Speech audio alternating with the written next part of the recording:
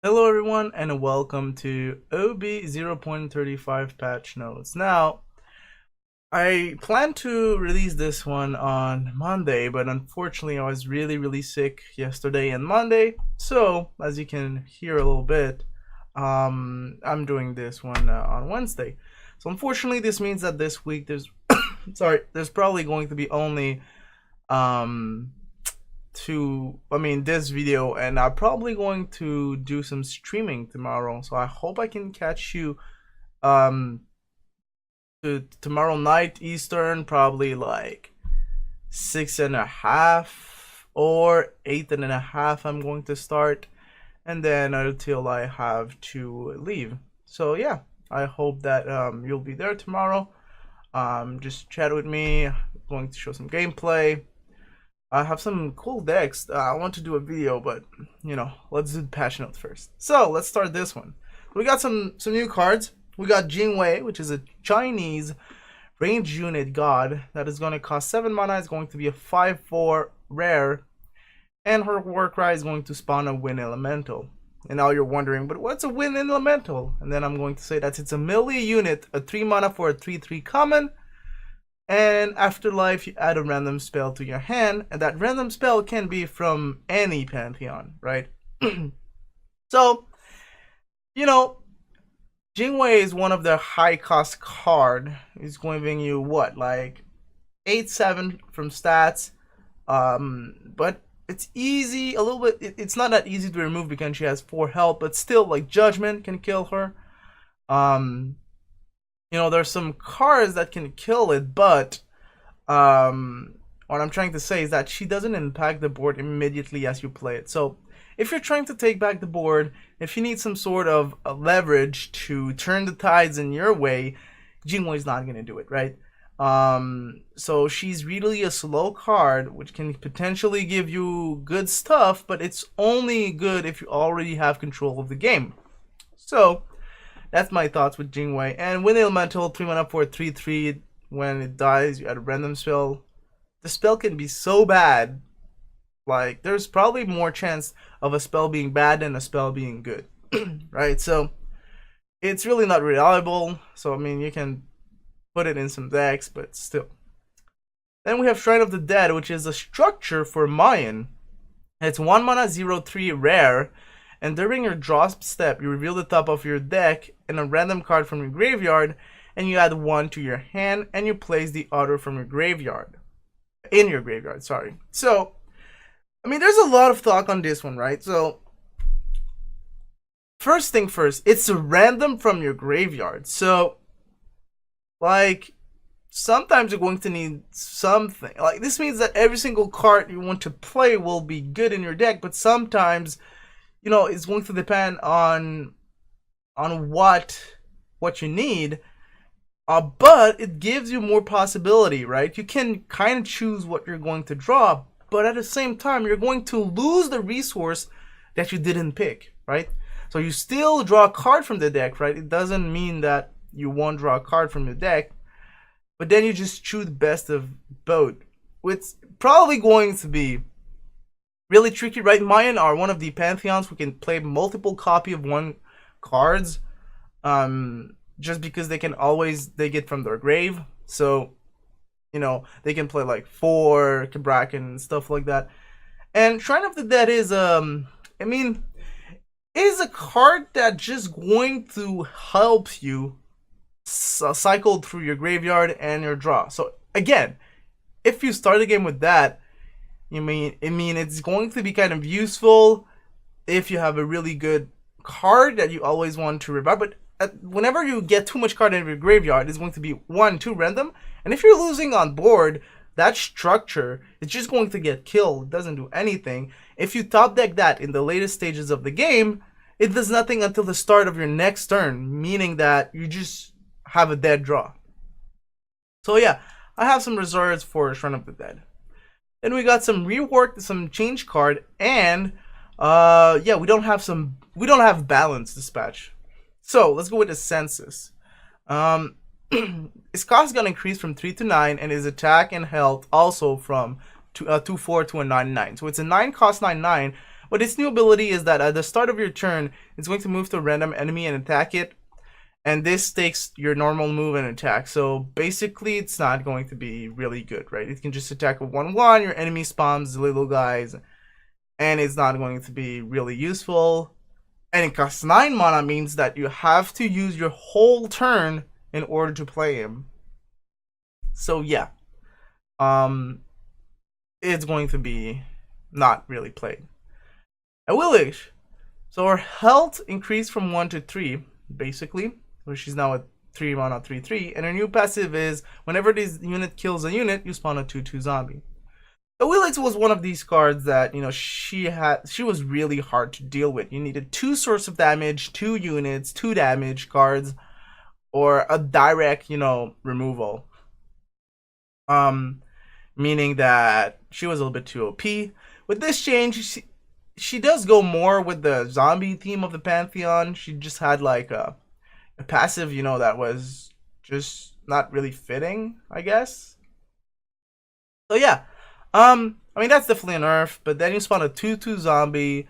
Zombie's still going to walk 1, so depends kind of where she is killed. But yeah, I mean, it's going to be okay. Bloodright is going to be reduce mana cost from 1 to 0, and then it's a new spell, I guess. You spend all your mana to spawn a zombie with attack and health equal to the amount spent. And they say that this zombie will not have the movement restriction of 1. That's going to be like a crazy zombie, so that the crazy tag means he can move more than 1. It doesn't tell it here, so I don't know if it's going to actually be in the game or not. We're going to see. And we have Hades, who got a totally new passive, which whenever this unit kills a unit, you add a copy of it to your hand. Meaning that if there's a lot of little units that try to kill Hades, then Hades will get the copy for his owner of the unit he killed in his hand, generating some resources that you can, you know, play in a long game. But if you play Hades and you just get hard removed, I mean, it's not going to do anything, or it's just something bigger than him on play. Usually it's just 2/6, so yeah. I don't know if this is better than the older passive. Older passive was really good on curve, but that was about it. Or like if your opponent has some shenanigans with like Nemesis, Scylla, and, you know, a lot of low cost gods. But at least this is going to have a lot of impacts. But I feel maybe this, I don't know if this is going to be too powerful or not. I mean, you're still going to have to pay the units that you want to play, that you have a copy of it, so we'll see. But it's an interesting card. Then we have Promote Roman. Its cost got reduced from 3 to 1, and now you replace all your friendly units in a 2x2 area with a random unit that costs 1 or more. So this means that you will group your units, right? And there's a lot of rows/column stuff in the game that you're going to run into whenever you try to promote your stuff. And also it's random from any Pantheon, so you never know what you'll get. This is going to be a funny card, especially if you're building something like Rush Roman and you have some you know, health, some units that lost some health, and then you can just heal them, I guess, with that. So it's going to be interesting, but I don't think it's going to really be played. Then we have the new Gauntlet. The first one is for the weekday. It's going to be Marksman. Players can only queue with decks that have spells and range units. No melee units are allowed. And the Gauntlets win to get the reward was reduced from 8 to 5 now. So you only have to win 5 times in a row in the same day of that Gauntlet to get the rewards. And the reward is 2 core packs, 100 favor, and the cutesy Izanami avatar. And then on the weekday Gauntlet 2, we have Overflow. And it's going to have player have 10 mana every turn. This is going to be kind of funny. And then you get 2 core packs, 100 favor, and the Thanatos avatar. Then Popper is coming back for the weekend, and player can only create a deck that contain free and common cards. And you still get 100 favor, 2 core packs, and the cutesy Changa avatar. And then the other one is Pantheon Wars, and you can only queue with deck that have all Endu or Mayan cards. And all other Pantheon are not allowed to queue, obviously, or neutral cards. That's interesting. Then you get 5 win for 3 core packs, 150 favor. Wow. And the cutesy Scylla avatar. So, only deck create from your collection, blah, blah, blah. Okay, yeah, that was like, oh yeah, they change here for 5 win, and then they tell you the resets, Monday 5 a.m. and Friday 5 a.m. And then after playing as won or lost for specific gauntlet, they will not be able to enter the same gauntlet. I mean, we already knew that. Then they added an FPS limiter for all of them playing a laptop that are overeating or just on an old PC sometimes, you know, you open Hand of the Gods and like you're just overeating your machine or your CPU and I mean, even me, right? I have kind of a good computer. I'm definitely going to use that. There's no need to run faster than your screen monitor, basically. So put it at 60 hertz. I mean, it's not an action game or, you know, FPS. You're just going to be fine with 60. So in-game frame per second cannot be limited to match the refresh rate of your monitor on PC. Oh, it's a PC only. I mean, but yeah. This feature will reduce resource usage and will be to benefit of the laptops and older computers. Basically what I just said. Basically. Quest requirements. Quests that require to play 30 gods from a particular pantheon have been reduced to 20, which is good. Faster quest, faster reward, more free stuff. Love it. Quests that require players to play 60 god from any pantheon has been reduced to 50 gods. The gauntlet, yeah, now it's 5 consecutive win in a day, down from 8. Leader levels reward. So favorite gains from gaining leader mastery level has been reduced to 50 favor, down from 100. In preparation for the leader mastery reward. I mean, why didn't wait for the leader mastery reward to gut out before reducing this, right? It's kind of a little bummer, but you know, we'll see what there actually are the master rewards. Leader ability. New image have been added to the in-game UI to reflect leader abilities. Oh, that's cool. And rank reward have arrived with patch OB0.35. All players' rank will be reset, and then for players who reach rank 11 to 25 before the patch will receive 100 dust, 300 favor, and the Thor avatar. And if you reach ranks 1 to 10 before the OB0.35 patch, you'll receive 200 dust, 600 favor, the ranked 2017 avatar, and the Thor avatar, of course. And then just go fast, guys. I'm just going to go fast with you on bug fix. So Leon Idra card text update to more accurately reflects its ability +1/+0. I think it was saying +1/+1.